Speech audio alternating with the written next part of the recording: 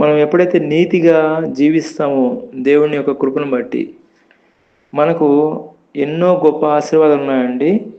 దేవుని ఆశీర్వాదాలు మన మీదకి వస్తాయి, మనం ప్రాప్తిస్తాయి. అదేవిధంగా మనం చూసుకున్నట్లయితే దేవుని ఆశీర్వాదాలు మన మీదకి బహుగా వస్తాయండి. ఎప్పుడైతే మనం నీతిమంతులుగా ఉంటామో అప్పుడు దేవుడు బహుగా మనల్ని దీవిస్తాడని సెలవిస్తున్నాడు.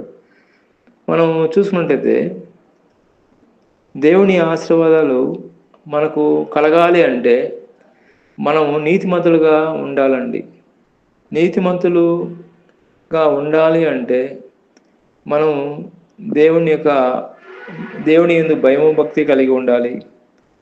అదేవిధంగా దేవుడు మనకు నీతిమంతులుగా జీవించడానికి ఆయన కృప చూపిస్తాడు.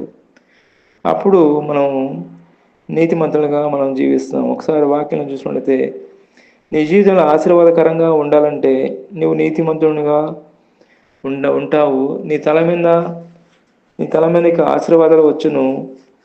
కాబట్టి దేవుని యందు మనం నీతిమంతులుగా మనం ఉంటే ఆటోమేటిక్గా దేవుని యొక్క ఆశీర్వాదాలు మన తల మీదకి వస్తాయండి. అప్పుడు మనం ఆశ్రయించబడతాము, మనం దీవించబడతాము.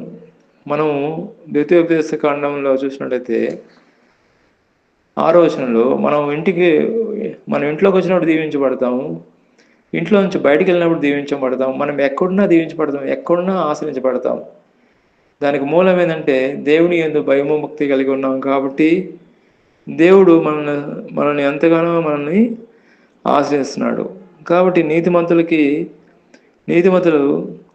ఖర్జూరపు వృక్షం వలె ఉన్నారండి. వాళ్ళు బహుగా ఫలిస్తారండి. నీతిమంతులు అనేది అది దేవుడిచ్చిన వరం అండి. మనం నీతిమంతులుగా మనం ఉన్నామంటే దేవుడు మనల్ని బహుగా ఆశ్రయిస్తాడు.